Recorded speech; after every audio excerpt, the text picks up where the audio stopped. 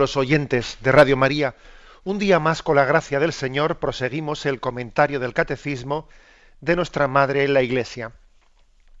Queremos hoy concluir el apartado de explicación de esa primera invocación, petición, deseo del Padre nuestro: santificado sea tu nombre. Hemos dedicado ya 3 programas, si no me equivoco, y hoy con el cuarto concluimos la explicación de esa petición: santificado sea tu nombre. Nos quedan dos puntos, el 2814 y 2815.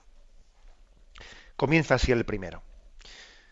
Depende inseparablemente de nuestra vida y de nuestra oración que su nombre sea santificado en nuestras vidas. Perdón, que su nombre sea santificado entre las naciones. He aquí, por lo tanto, después aquí vienen 2 citas, una de San Pedro Crisólogo y otra de Tertuliano, pero la afirmación, que luego va a ser apoyada por esas 2 citas, es así de escueta. Depende inseparablemente de nuestra vida y de nuestra oración que su nombre sea santificado entre las naciones. Dice inseparablemente de nuestra vida y de nuestra oración. Fe y obras, una vez más, en nuestra concepción católica, tienen que ir unidas. La expresión de nuestra fe en la oración y la traslación de esa fe y de esa oración a nuestra vida. Hemos tenido ocasión alguna vez de hacer referencia, cuando hablamos especialmente del tema de la justificación, de cómo somos justificados ante Dios, de ese diverso acento que ha existido, ¿no? Pues históricamente entre el mundo, que fue uno de los motivos de fricción entre la reforma protestante y la concepción católica. Una de las cosas que separó al, a Lutero, o por las cuales Lutero se separó de la comunión de la Iglesia, fue precisamente el interpretar una frase de San Pablo en un sentido reduccionista. Nos salvamos por la sola fe y no por las obras. Lutero cogió esa frase de San Pablo y la enfatizó al máximo, como oponiendo el salvarse por la sola fe, como si esa sola fe excluyese el que también nos salvamos por las obras. Frente a eso, el Concilio de Trento respondió diciendo: el hombre se salva por la fe y por las obras, haciendo referencia a otra ingente, pues, un número de textos de la Sagrada Escritura en las que nos habla, pues bueno, pues de qué te sirve tu fe sin obras. Dice la carta de Santiago: muéstrame tu fe sin obras y yo por mis obras te mostraré, a través de mis obras te mostraré mi fe. Bueno, curiosamente, Lutero, cuando vino a hacer la recopilación o el canon de los libros que se consideraban palabra de Dios, pues no reconoció ese libro de, por ejemplo, ¿no?, las cartas católicas, el libro de Santiago, como parte de la palabra de Dios, pues porque el libro de Santiago decía eso, ¿no? ¿De qué te sirve la fe sin obras? Entonces, como esa afirmación tan tajante de ese libro de la carta de Santiago, pues era un tanto contraria o diametralmente contraria a la tesis de Lutero, no lo reconoció entre los libros canónicos como palabra de Dios.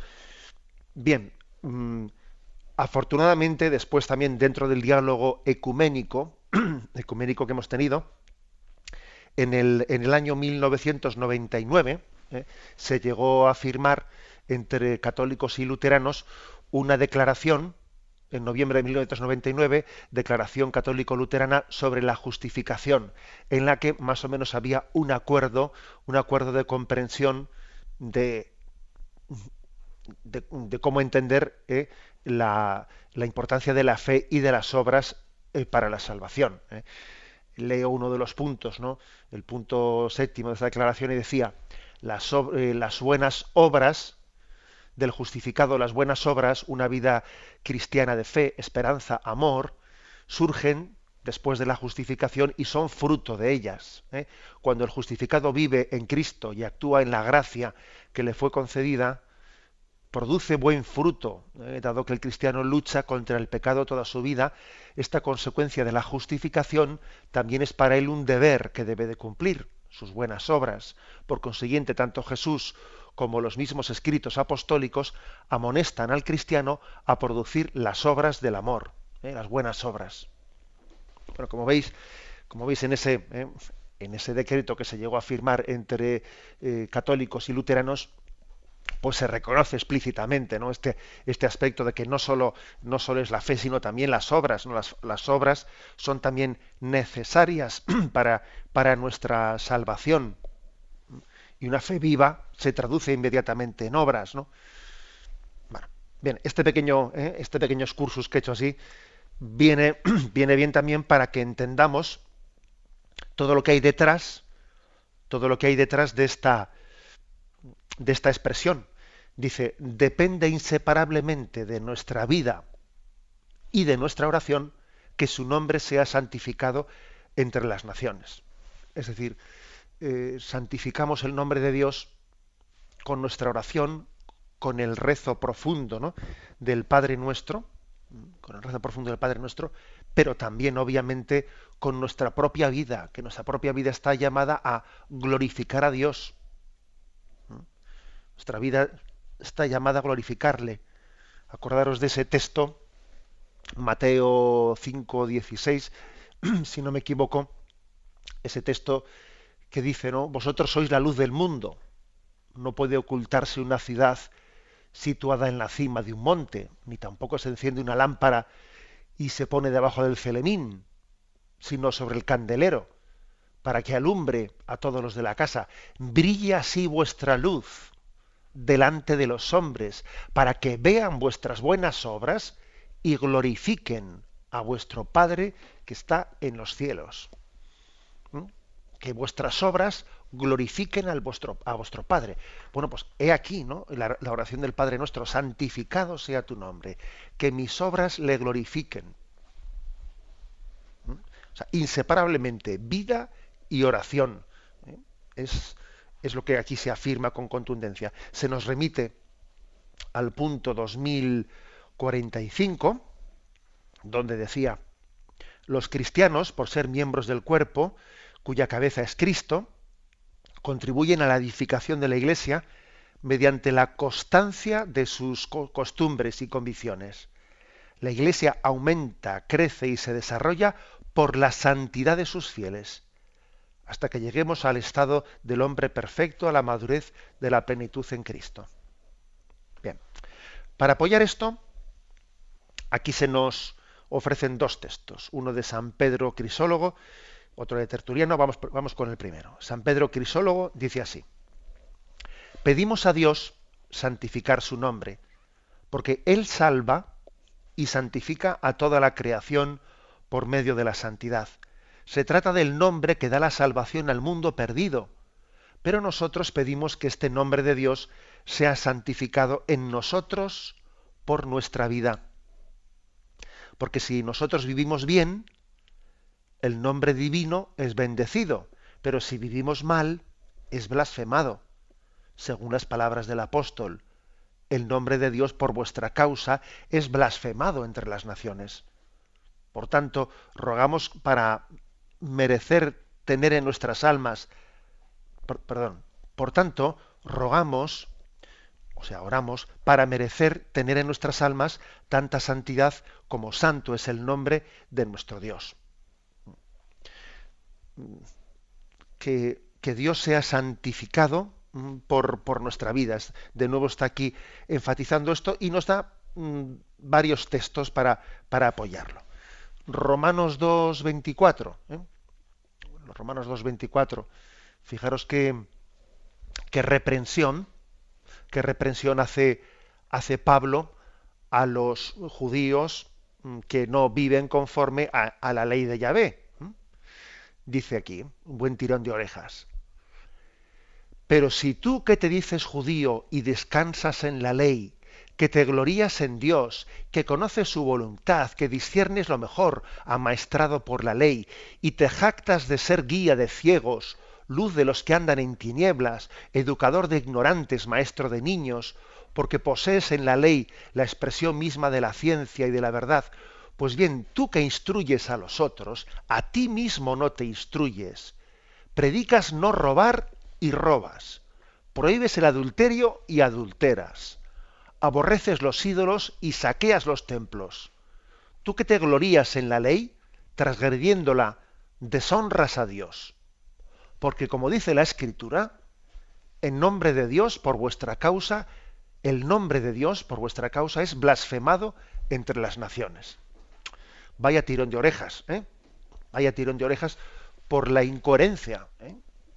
Dirige esta increpación tan fuerte a los judíos, etcétera, que se gloriaban, que es principalmente, entendemos por el contexto que se está refiriendo a los fariseos, que eran muy celosos de guardar la ley y considerarse maestros de ella, y luego resulta que su vida era totalmente contradictoria.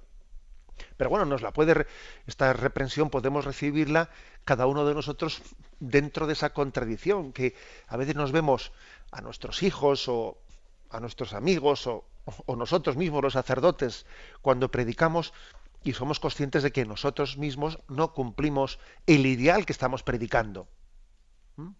Porque como dice la Escritura, el nombre de Dios por vuestra causa es blasfemado entre las naciones, y es una expresión durísima. Que Dios por nuestra causa no sea conocido, no sea amado. Me imagino que os sonará aquella famosa expresión de Gandhi que decía él que él hubiese sido cristiano si los cristianos hubiesen sido cristianos las 24 horas al día. ¿Eh? Él decía aquí, el problema es que dice, a mí el mensaje de Jesucristo me encanta, pero claro, luego yo veo aquí los cristianos que han llegado a la India, cómo se comportan y cómo... Claro, y me imagino que no le darían un gran testimonio. ¿Eh? Frase suya es: estoy totalmente convencido de que la Europa actual no realiza el espíritu de Dios, el espíritu del cristianismo, sino que realiza el espíritu de Satanás. Y Satanás tiene el mayor éxito cuando aparece en el nombre de Dios en los labios. En la actualidad Europa, decía Gandhi, es únicamente cristiana de nombre. En realidad adora a Mamón, el dios dinero. Y aún hay más declaraciones en este sentido de Gandhi. Por ejemplo, otra frase que dice: no conozco a nadie que haya hecho más por la humanidad que Jesús. En realidad no hay nada que criticar a la fe cristiana. El problema sois vosotros los cristianos. Ni siquiera os esforzáis en vivir según vuestras propias enseñanzas. Bien, a esto se refiere el catecismo cuando dice que por nuestra causa y por el mal testimonio de nuestras obras, el nombre de Dios puede ser blasfemado o no glorificado o no conocido por las naciones. No conocido por las naciones. Bien, también es verdad que a Gandhi le diríamos que la Iglesia no propone a esos cristianos secularizados europeos que de cristianos solo tienen el nombre, no les propone a ellos como modelo, que como modelo propone a los santos, a los que canoniza, a los que han sido coherentes con su vida y no a los pecadores, etcétera, etcétera. También es verdad que eso se lo responderíamos a Gandhi, ¿verdad? Bien, pero bueno, ahora no estamos hablando con Gandhi, ¿eh? Estamos hablando entre nosotros y es obvio que nuestra vida mediocre, pecadora, pues es motivo de que muchas personas no conozcan el nombre de Dios. La prueba es que allá donde hay un santo, a su alrededor se producen conversiones.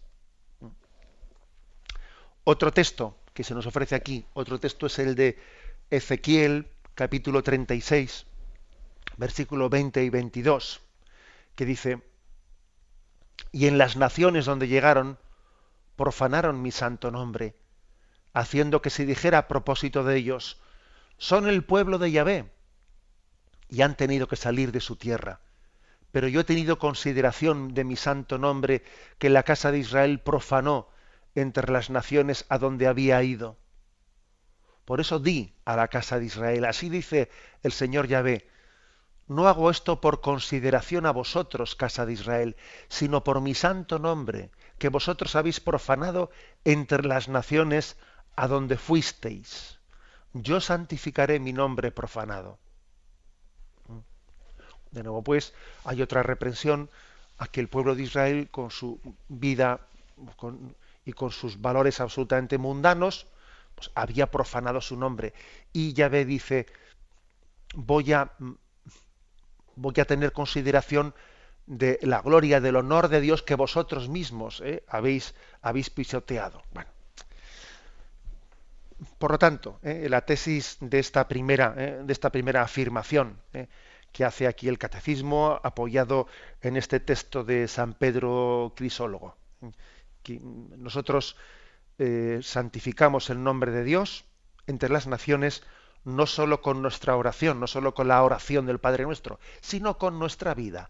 Vida y oración, fe y obras van indisolublemente.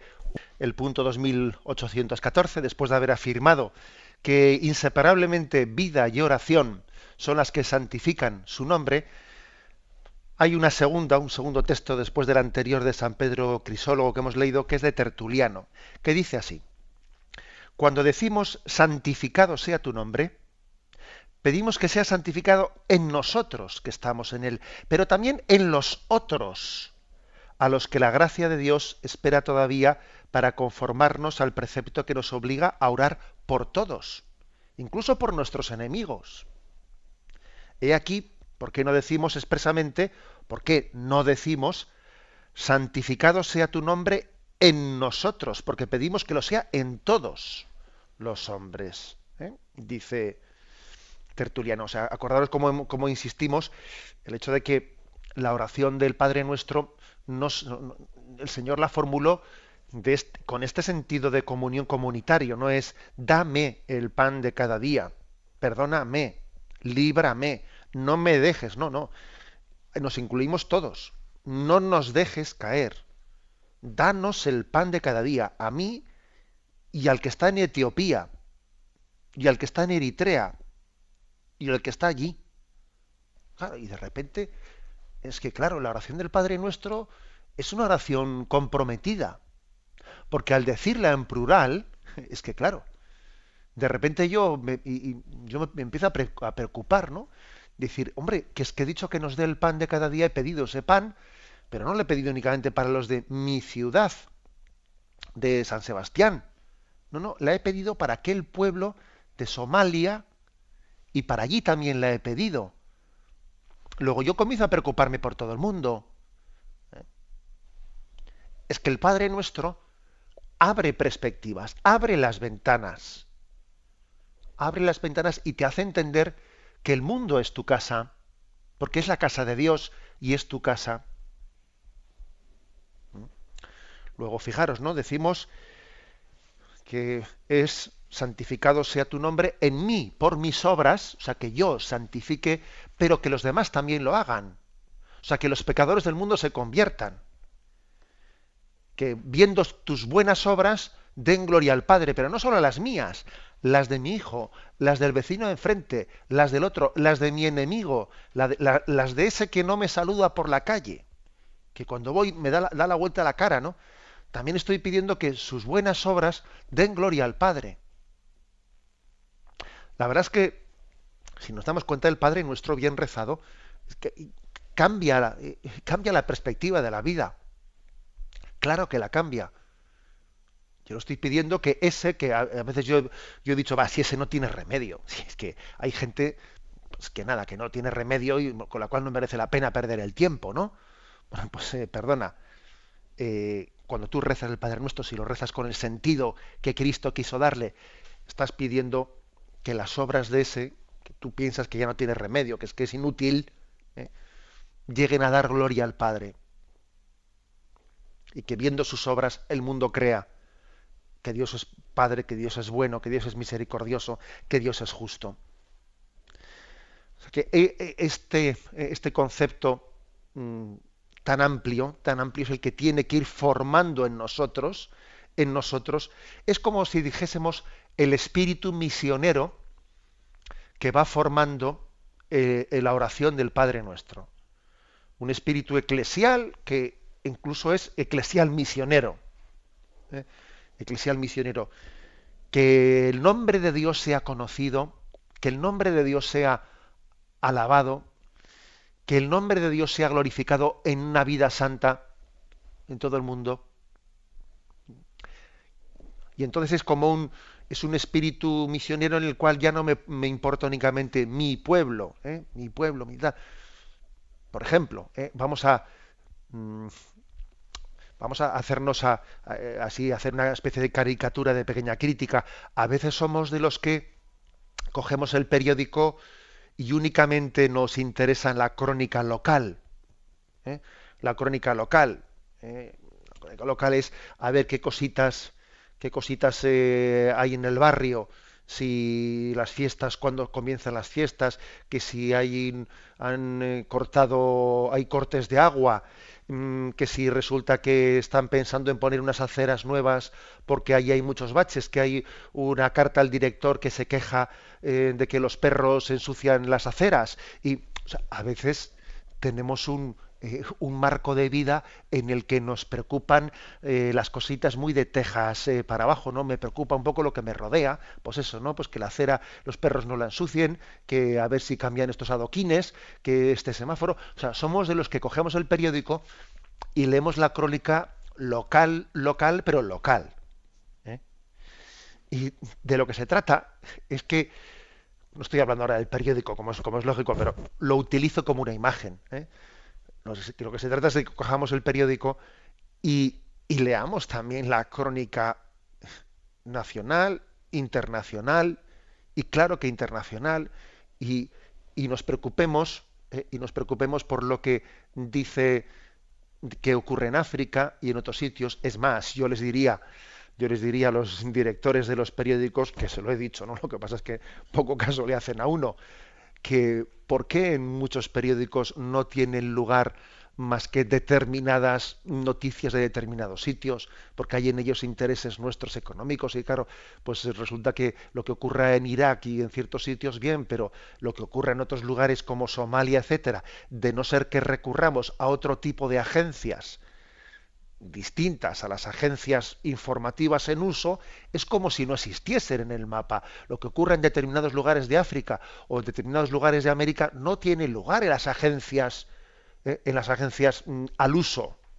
Y uno tiene que recurrir a determinadas agencias más bien ligadas a las iglesias, más bien ligadas a los misioneros, para enterarse de lo que ocurre en muchos lugares del mundo.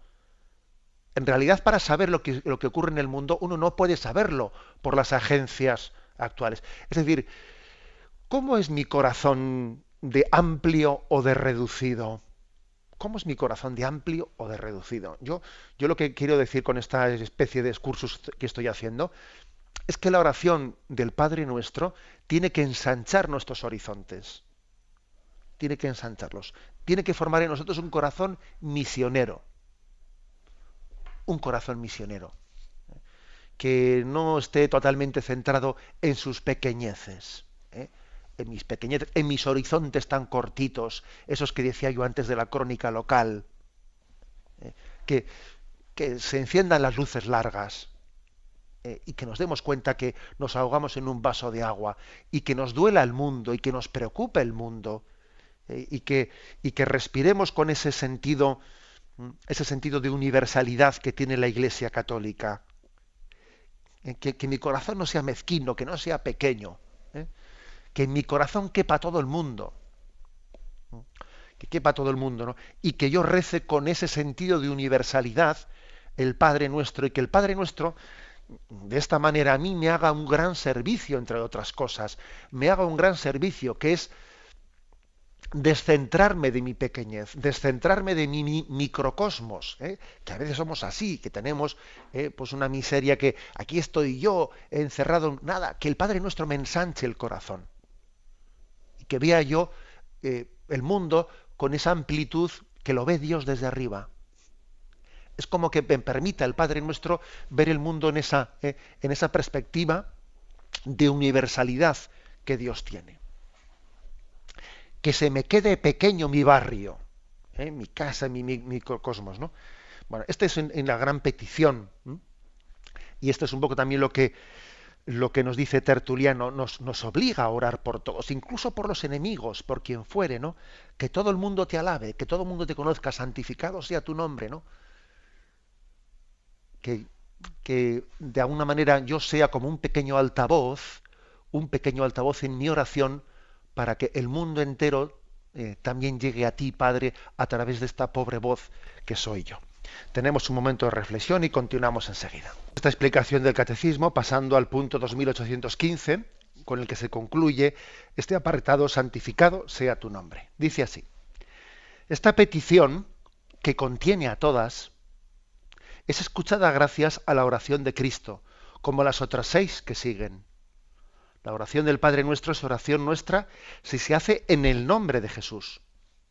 Jesús pide en su oración sacerdotal: Padre Santo, cuida en tu nombre a los que me has dado. Bueno, dice unas cuantas afirmaciones como conclusión, como broche de oro de esta explicación, pues importantes. Primera, que esta petición contiene a todas. La petición santificado sea tu nombre contiene a todas las demás. Venga a tu reino, hágase tu voluntad, perdona nuestras ofensas, etcétera, etcétera, etcétera. Las contiene a todas. Porque claro, pedir que el nombre de Dios sea glorificado, que nuestra vida glorifique a Dios, que nuestra vida sea santa, para que quienes la vean den gloria a Dios, hombre, eso conlleva todo lo demás. Esto es un poco pues como ocurre con el primer mandamiento: amarás a Dios sobre todas las cosas. Claro, es que si amas a Dios sobre todas las cosas, obviamente ya no mientes, obviamente vives en pureza, obviamente no vas a robar los bienes del vecino, obviamente no vas a ser envidioso, obviamente, etcétera, etcétera. Honrarás a tu padre y a tu madre, obviamente santificarás las fiestas, ¿no? Es que quien cumple el primer mandamiento, es que claro, casi le sobran los demás mandamientos. Podríamos decir que, claro, es esa famosa expresión de San Agustín: ama y haz lo que quieras. Porque es que si verdaderamente amas, todo lo que quieras es lo que Dios quiere. Y entonces la voluntad de Dios está cumplida y los mandamientos casi no son ni necesarios. Bien, algo así ocurre aquí, ¿eh? Santificado sea tu nombre, claro, es que contiene a todas las demás peticiones. Creo que el Evangelio tiene la virtud de ir al meollo, de ir al corazón, ¿eh?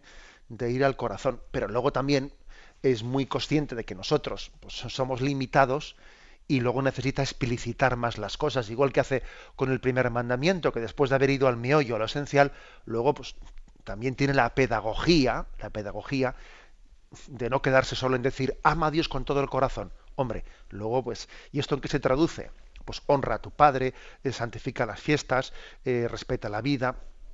Ya por pedagogía desarrolla. Algo así pasa aquí también con el Padre Nuestro.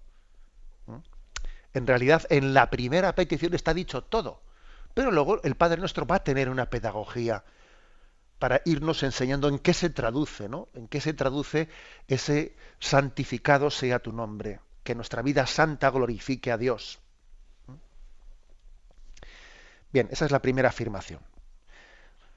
Esta petición, que contiene a todas, dice, es escuchada gracias a la oración de Cristo. Es escuchada gracias a la oración de Cristo. Aquí se nos remite a un punto anterior, que es el 2750, que dice: si en el santo nombre de Jesús nos ponemos a orar, podemos recibir en toda su hondura la oración que Él nos enseña, Padre nuestro. La oración sacerdotal de Jesús inspira desde dentro las grandes peticiones del Padre nuestro.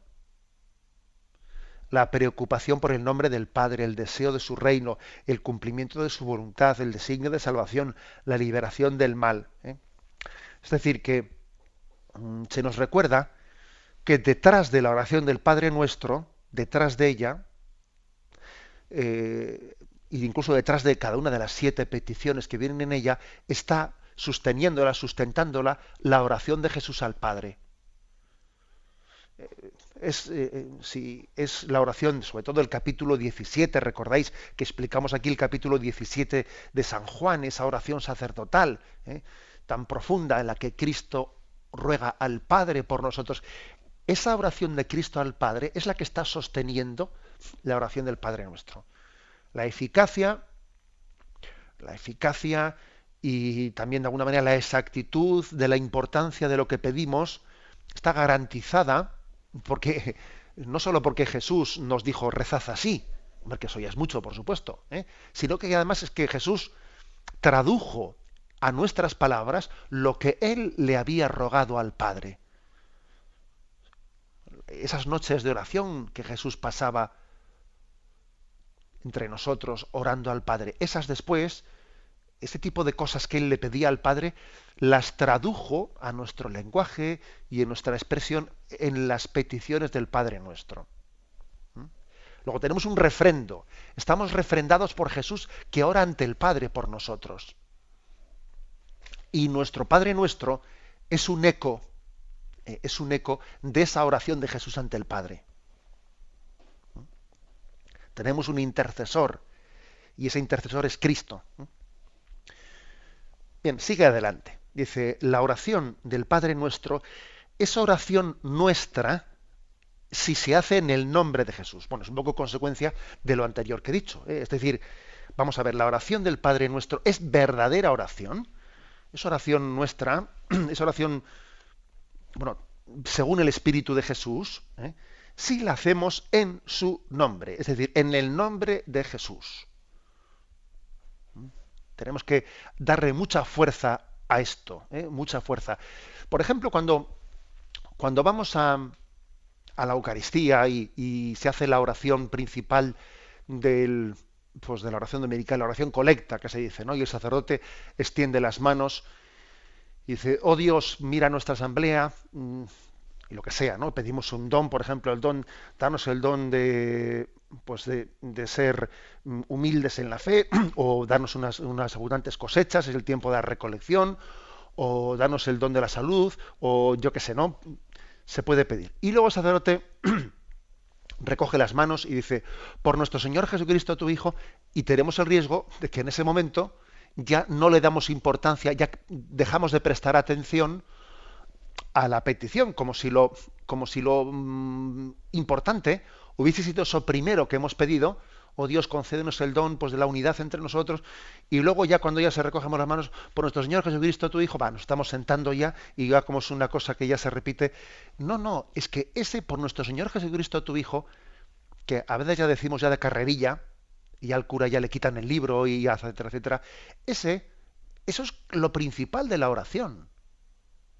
Es lo principal, porque lo principal de la oración es que lo pedimos en nombre de Jesús. Por nuestro Señor Jesucristo, tu Hijo. Algo así pasa aquí con el Padre Nuestro.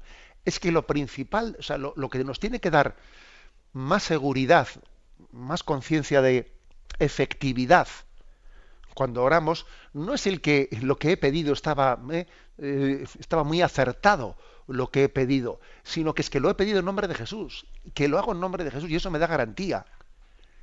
Me da garantía que lo hago en su nombre. Y en eso descanso, no en que mi oración haya salido muy bien. Descanso en Jesús, en rezar en su nombre. Se nos ponen aquí 3 textos. Vamos a ver. Juan 14:13. Y todo lo que pidáis en mi nombre, yo lo haré, para que el Padre sea glorificado en el Hijo. Ahora dice pedir en su nombre, en el nombre de Jesús. Todo lo que pidáis en mi nombre. Y yo digo, cuando pedimos a Dios, pedimos en el nombre de Jesús.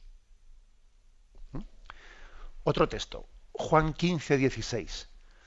No me habéis elegido vosotros a mí, sino que yo os he elegido a vosotros y os he destinado para que vayáis y deis fruto y que vuestro fruto permanezca, de modo que todo lo que pidáis al Padre en mi nombre os lo conceda. Otra vez lo mismo en otro texto. Todo lo que pidáis al Padre en mi nombre os lo conceda. Otro texto, Juan 16, versículos 24 y 26, dice, hasta ahora nada le habéis pedido en mi nombre. Pedid y recibiréis, para que vuestro gozo sea colmado.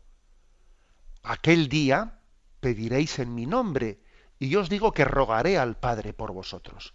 O sea, daros cuenta de esto, qué importancia, qué énfasis tan grande pues le da los evangelios a pedir en el nombre de Jesús. ¿Eh? Bien, nosotros cuando rezamos el Padre Nuestro, tenemos que tener mucha conciencia de esto. La conciencia de que esa oración nos la ha entregado Jesucristo, ¿eh? Y nosotros, por lo tanto, lo que pedimos al Padre lo estamos pidiendo en el nombre de Jesús, y además mi oración es un eco de lo que Jesús ora al Padre, ¿eh? Y Él nos ha traducido pues a nosotros, ¿no? Y termina diciendo: Jesús pide en su oración sacerdotal: Padre Santo, cuida en tu nombre a los que me has dado. Cuida en tu nombre a los que me has dado. En el nombre de Cristo o en el nombre del Padre. Aquí se utiliza indistintamente esto. En el nombre de Jesús rogamos al Padre. Y Jesús dice al Padre: Padre, en tu nombre cuida a estos. Igual que al Padre le gusta que pidamos en el nombre de Jesús. Y a Jesús le gusta que en el nombre del Padre nosotros seamos acogidos. Cuida en tu nombre a los que me has dado. A Cristo le gusta honrar el nombre del Padre y al Padre le gusta honrar el nombre del Hijo. Y ambos, lógicamente, en nombre del Espíritu Santo.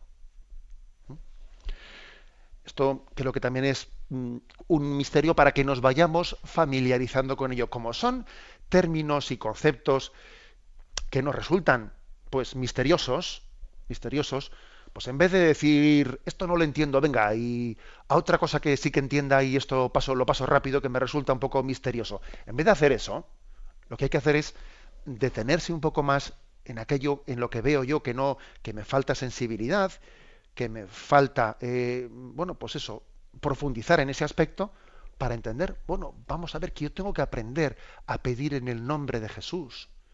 Y entender que Jesús le dice al Padre: Padre, cuida en tu nombre a los que me has dado.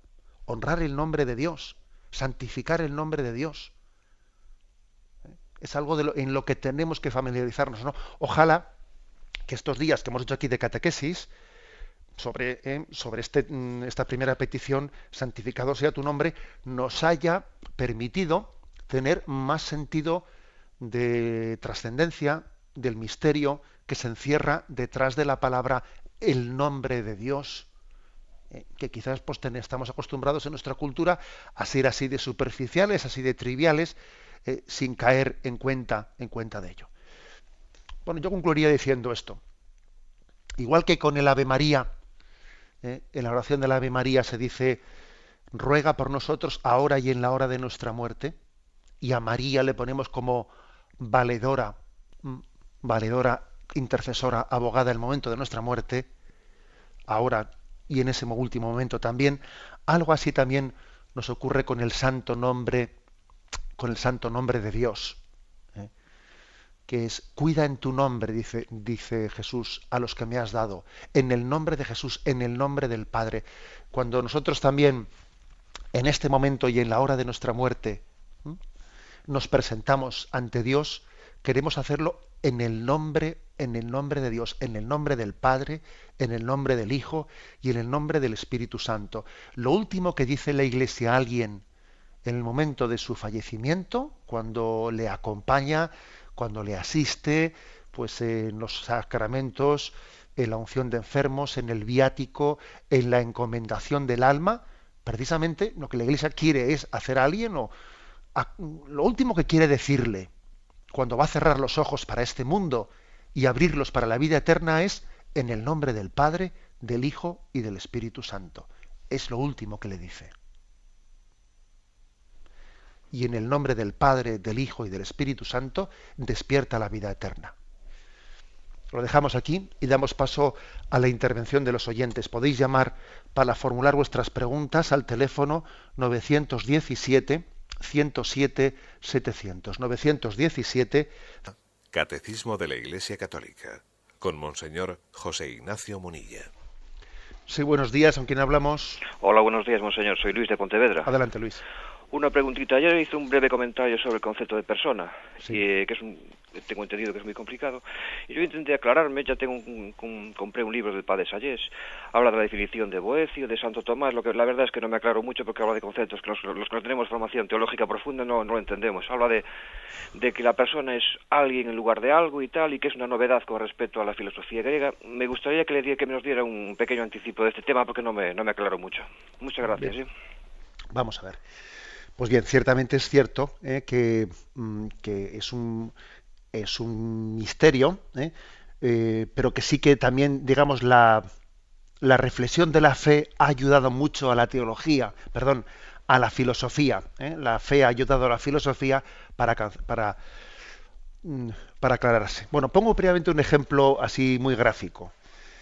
La persona es alguien, mientras que la naturaleza es algo. Yo pondría un ejemplo. Los ejemplos, como siempre os digo, ejemplos son, y uno no puede cogerlo literalmente, pero vamos, no coge de él lo que le ayuda, lo que le ilumina. La persona es al chofer, lo que la naturaleza es al coche. La naturaleza humana, o sea, la naturaleza corporal humana, pues es el coche. Y la persona es la que conduce el coche, la que lo conduce.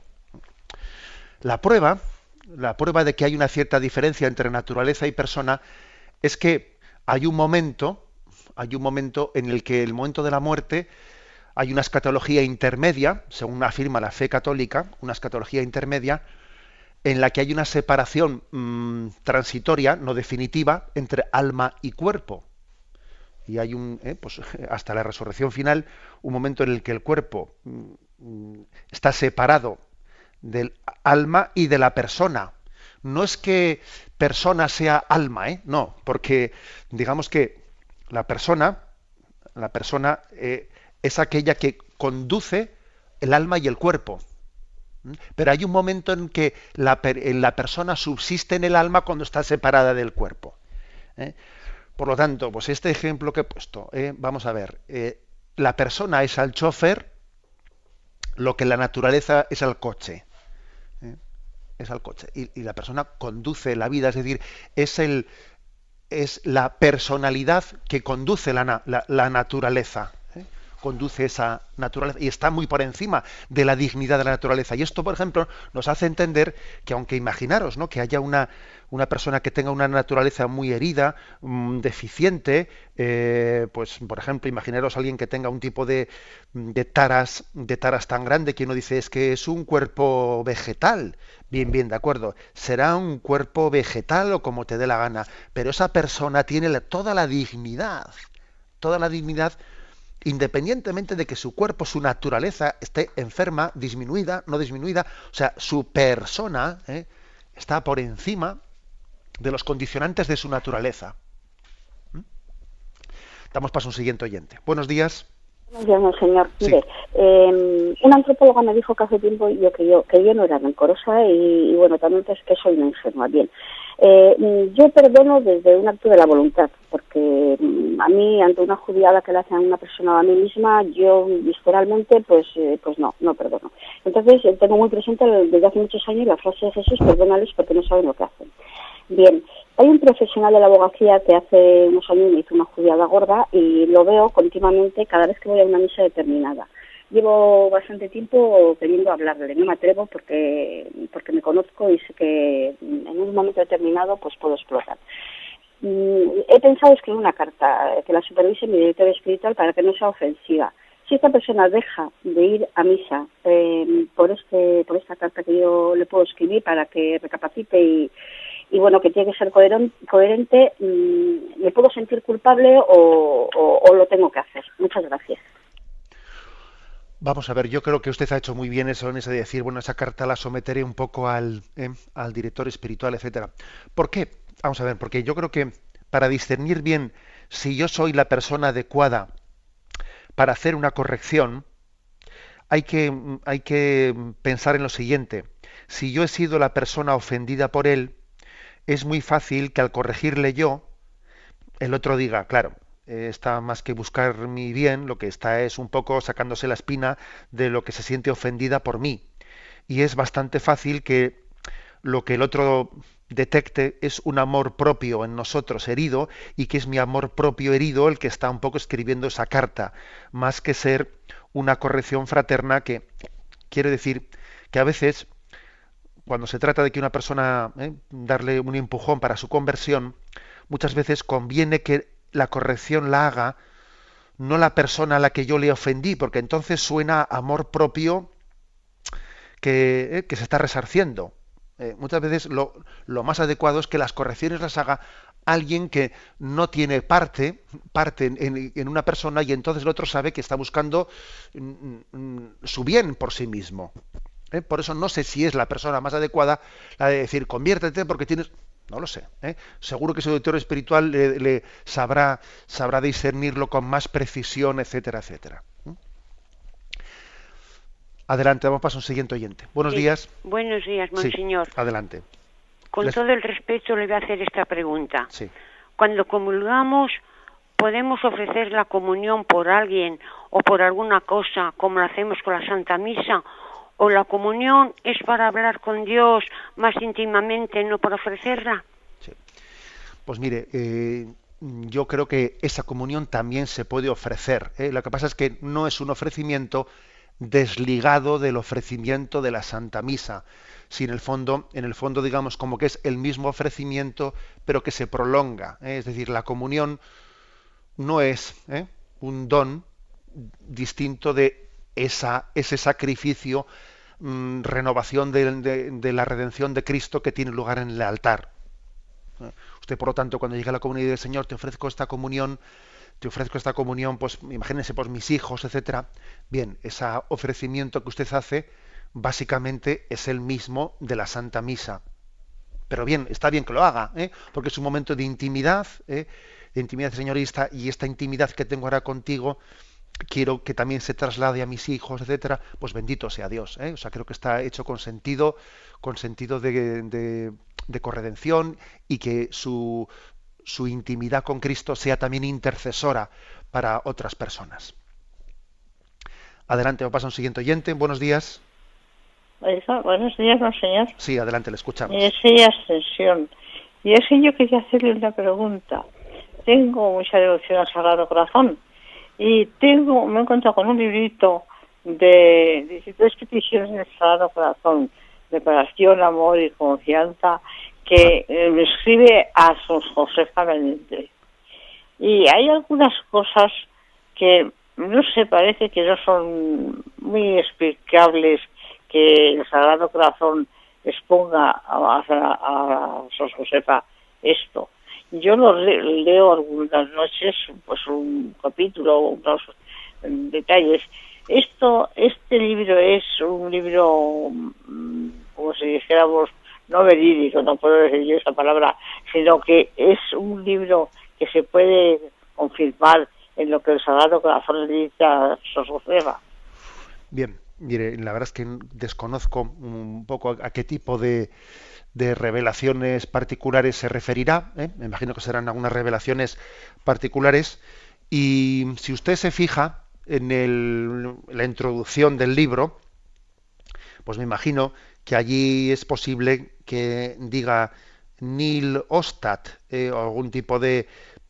es decir, lo lógico, lo que debería de ser, es que los libros católicos que son publicados tengan en la primera página una especie de confirmación, firmado por un obispo, en el que diga, no hay nada que obste, un imprimatur, que se dice, ¿no? Un imprimatur o un nil ostat. Es decir, nada obsta en contra de la fe de lo que aquí se dice, ¿no? Fíjese usted si el libro tiene eso, que debe... Pasa que, por desgracia, también hubo un momento, hace unas décadas, que dejó de buscarse el imprimatur de los obispos antes de publicar los textos, pero así debería de ser, y eso la verdad es que no se debería de haber dejado de hacer nunca, y nos hubiese evitado muchos disgustos si así se hubiese hecho siempre. Pero imaginémonos que ese libro sí tenga ese nil ostat, ¿no? Eso no quiere decir que esas supuestas revelaciones del corazón de Jesús, pues esa religiosa, la Iglesia las considere dogma de fe. No, quiere decir que en esas expresiones no hay nada contrario a la fe. Pero tampoco querría decir el nil ostat que la Iglesia da por absolutamente fiable que esas revelaciones particulares fueron ciertas, sino que lo que se dice en esas revelaciones particulares no es nada contrario a la fe. En resumen, pues que yo creo que las revelaciones particulares hay que leerlas y en la medida en que nos ayuden, pues adelante. Y en la medida en que alguna cosa a usted no le cuadre o no le ayude, pues mire usted, pues en vez de leer esas revelaciones particulares, lea la vida de un santo o lea otra cosa que le pueda ayudar más. O sea, creo que hay que tener también esta libertad de los hijos de Dios a la hora de acercarse a ese tipo de textos. Bien, tenemos el tiempo cumplido. Me despido con la bendición de Dios Todopoderoso, Padre, Hijo y Espíritu Santo. Alabado sea Jesús.